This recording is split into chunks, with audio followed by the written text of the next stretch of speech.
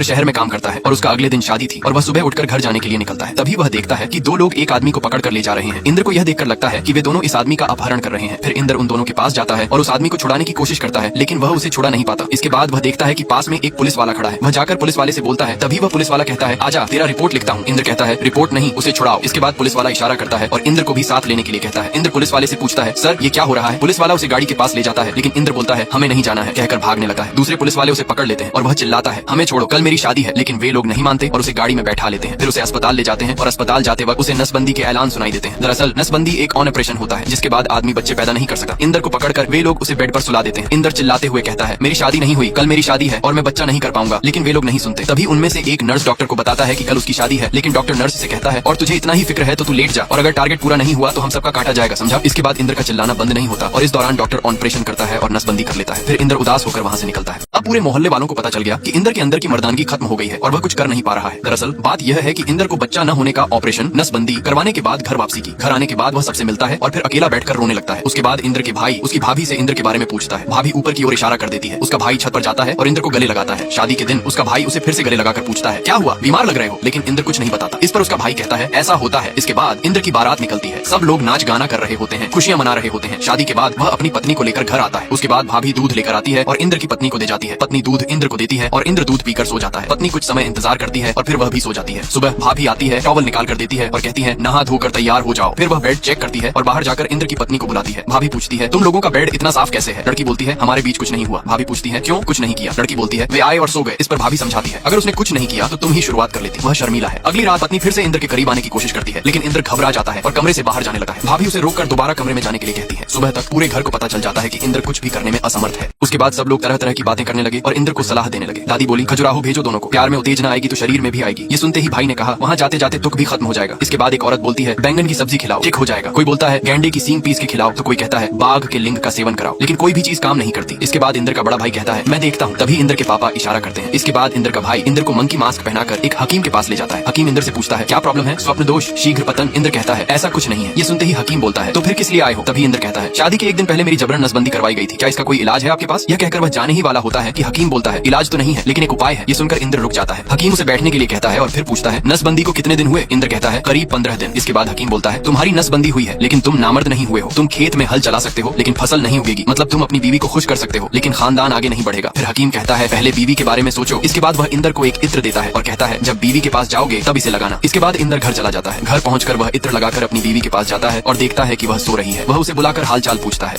अब वे दोनों पूरी रात एक दूसरे के साथ बिस्तर पर रहते हैं। सुबह उठकर इंद्र देखता है कि लड़की बहुत खुश दिखाई दे रही है। इसके बाद वे दोनों साथ में घूमने लगते हैं, मूवी वगैरह देखने जाते हैं और मस्ती करते हैं। कुछ समय बाद इंद्र के शहर लौटने का समय आ जाता है। वह अपनी पत्नी से कहता है, मुझे भी तुम्हारी बहुत याद आएगी, जैसे ही छुट्टी मिलेगी मैं गाँव आ जाऊंगा। इसके बाद इंदौर शहर के लिए रवाना हो जाता है और लड़की उसे तब तक देखती रहती है जब तक वह नजरों से ओझल नहीं हो जाता। वहाँ पहुंचकर वह अपने दोस्त को मिठाई खिलाता है। कुछ दिन बाद इंद्र अपनी पत्नी के लिए एक चिट्ठी लिखता है जिसे पढ़कर लड़की चौंक जाती है। इसके बाद कुछ समय बीतने के बाद लड़की भी इंद्र के लिए एक चिट्ठी भेजती है। कुछ दिन और गुजर जाते हैं। एक दिन इंद्र और उसका दोस्त फैक्ट्री से घर लौटे हैं। तभी दोस्त को इंद्र के पिता की भेजी हुई एक चिट्ठी मिलती है। दोस्त चिट्ठी पढ़ता है जिसमें लिखा होता है कि इंद्र की पत्नी गर्भवती है और वह दादा बनने वाले हैं। यह सुनते ही इंद्र हैरान रह जाता है, जबकि उसका दोस्त चाचा बनने की खुशी में नाचने लगता है। लेकिन इंद्र सदमे में आ जाता है। दोस्त उससे पूछता है, क्या हो गया, तुम इतने टेंशन में क्यों हो? ये कहकर वह इंद्र को पकड़कर नाचने की कोशिश करता है, लेकिन इंद्र उसे धक्का देकर जमीन पर गिरा देता है। दोस्त फिर पूछता है, क्या हुआ? इसके बाद इंद्र अपने दोस्त को सारी सच्चाई बता देता है। ये सुनकर दोस्त भी हैरान रह जाता है और कहता है, इतना कुछ हो गया और हमें बताया भी नहीं। बिट्टू फिर वह इंद्र की पत्नी की फोटो देखते हुए कहता है, फोटो में तो भाभी जी बहुत शरीफ लगती हैं।